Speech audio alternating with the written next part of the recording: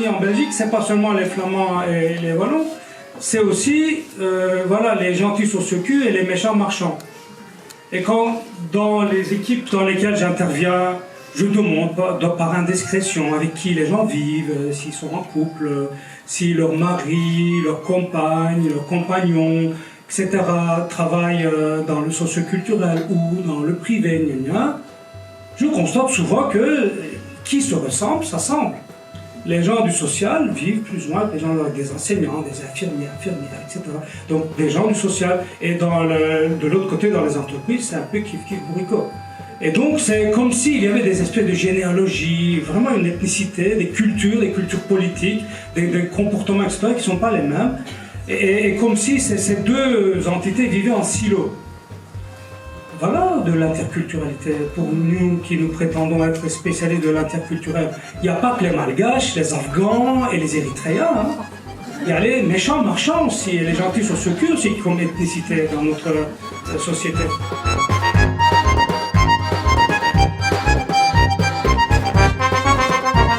L'interculturalité, si on prend les diagrammes de Venn, les grosses patates qui s'interpénètrent, c'est ce qui est intermédiaire entre deux ensembles de représentations, de sens, ce qu'on appelle la culture communément.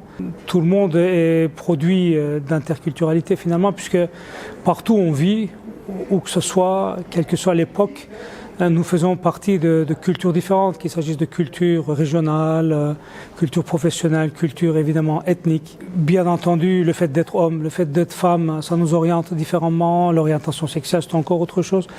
Toutes ces dimensions-là font que nous avons des parcelles d'identité multiples. Et à l'intérieur de nous-mêmes, on construit une unité. C'est déjà notre interculturalité interne.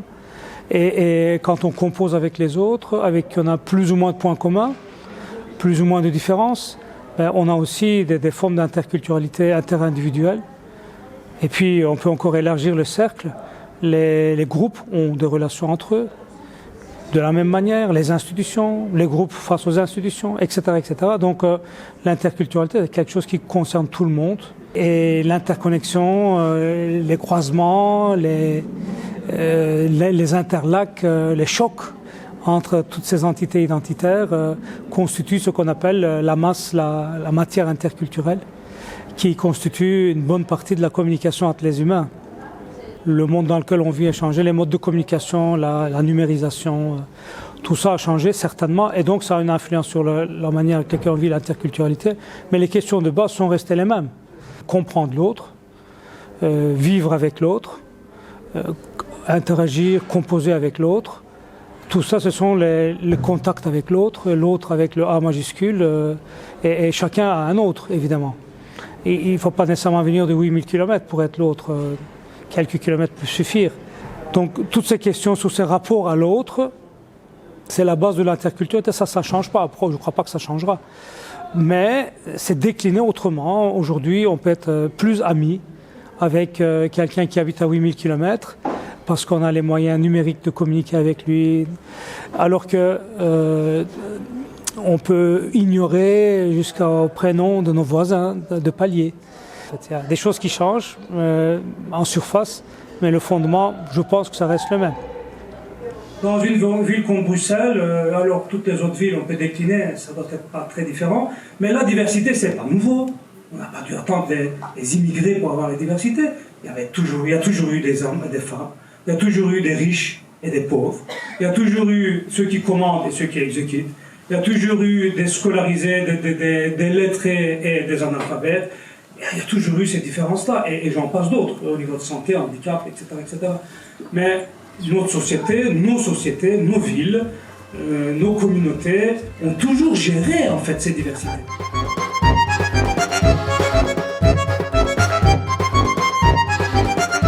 Et ce qui est nouveau, en fait, ce n'est pas cette diversité ni leur gestion, c'est plutôt l'émergence, d'une part, de revendications, on a dit tout à l'heure, où on commence à se réclamer et de voir les inégalités et d'évoquer le désir de dépasser ces inégalités. Ça, c'est nouveau.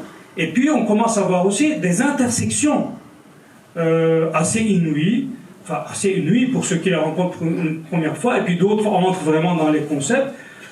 Par exemple, être maman et travailleuse à la fois. Il y a 50 ans, c'était quelque chose de difficile quand même à concevoir. Et puis sont arrivés les musulmans homo. Ça aussi c'est quelque chose de difficile à concevoir. Ou alors d'autres religions, monothéistes en tout cas. Des binationaux, bi-électeurs. Peut-on voter dans son pays d'origine et en plus en Belgique par exemple? Voilà encore une autre diversité. Et puis je pourrais décliner des dizaines. Ce sont des nouvelles façons de s'approprier, de se revendiquer de cette diversité en quelque sorte. Et la super diversité est un fait aussi, mais à partir d'un moment donné, on commence à revendiquer, à avoir une action politique et qu'on entre de manière structurelle, par exemple, la lutte contre l'homophobie passe très bien dans les entreprises. Beaucoup mieux que la lutte pour l'égalité des gens qui ont des convictions religieuses différentes, par exemple. Beaucoup mieux, on peut le constater, ça se mesure. Eh bien, on pourrait dire que la lutte contre l'homophobie est entrée structurellement dans le monde des entreprises, dans le monde politique.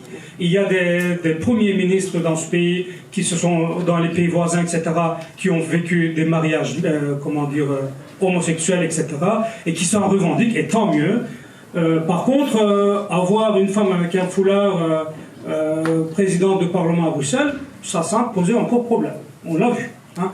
Donc, les diversités ne sont pas égales entre elles non plus. Vous voyez. Alors, on a parlé de diversité, vivre ensemble maintenant. Je crois que vivre ensemble, dans un contexte d'hyperdiversité, c'est vital. Il faut apprendre à vivre ensemble, parce que sinon la société ne tient plus. Là. L'instrument, le moteur qui fait fonctionner le vivre ensemble, c'est le dialogue. Le dialogue entre groupes porteurs de culture, d'identité, de revendications diverses, qui est une modalité de gestion démocratique de ces diversités. C'est carrément une invitation à l'empathie. C'est d'ailleurs ce que Cohen Emmerich propose. C'est ça, sa décentration, se décentrer sur l'autre. Essayer de se mettre à sa place.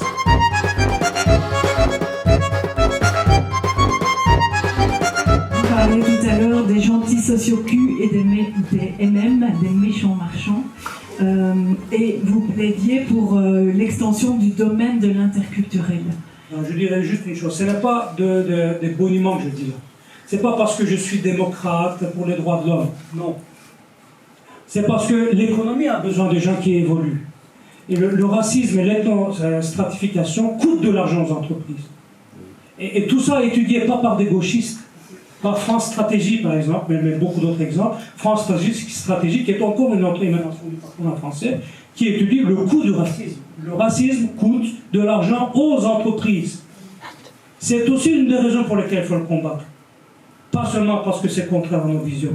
Donc il faut utiliser la convergence des intérêts pour arriver à réussir dans le monde. On imagine que l'interculturalité, c'est justement organiser, gérer et faire prospérer cette facilité de contact, compréhension, cohabitation et collaboration avec l'autre, les autres. Le défi serait tout d'abord la peur de l'autre, une forme de scepticisme de ce qu'on ne connaît pas. On pourrait parler de racisme, de discrimination, tout ça c'est lié, les stéréotypes. On peut parler de xénophobie, peur de l'autre, hein, c'est vraiment littéralement. On peut parler aussi d'une forme de xénoscepticisme, se douter que l'autre puisse nous comprendre, puisse comprendre nos attentes, puisse y répondre, autant que quelqu'un qu'on a l'impression de mieux connaître. C'est ce biais de représentation qui est à la base, par exemple, de toutes sortes de discriminations dans nos choix. Des plus intimes, les choix amoureux, jusqu'aux professionnels, par exemple, choix de collègues, attribuer une place. Tout ça fait qu'on a l'impression que les gens avec qui on partage un passé qui semble commun, des institutions que nous avons fréquentées, on a fait les mêmes écoles, etc. Quelle que soit la couleur de la peau, etc., on va considérer que cette personne est dans la lignée, va comprendre, va produire comme on a envie. Et au niveau professionnel, par exemple, on va préférer cette mêmeté. Par contre, quelqu'un qui vient d'un pays dont on ne prononce même pas le nom convenablement, donc on n'est pas capital, et qui a fait ses études dans toutes sortes de circuits qu'on ne connaît pas du tout, on va être sceptique parce qu'on ne les connaît pas. Et à partir de là, les biais s'installent, les biais d'attribution, les biais de sélection. On va préférer les gens qui nous ressemblent plutôt. C'est comme ça que quand il y a 95% d'un groupe qui sélectionne, par exemple, les travailleurs sont des hommes, ben ils vont favoriser des hommes plutôt que des femmes. S'ils sont blancs, ben ils vont favoriser des blancs plutôt que des noirs, etc., etc. Et donc c'est ça qui fait que de fil en aiguille, ces biais, quand ils sont massifiés et les places décisives de la société sont occupées par les dites majorités, eh bien les populations minoritaires ou minorisées sont souvent de la revue.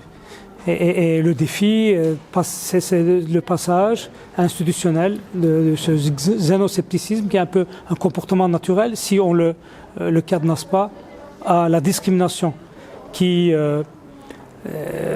caractérise un peu le mode de fonctionnement inégalitaire de nos sociétés en général.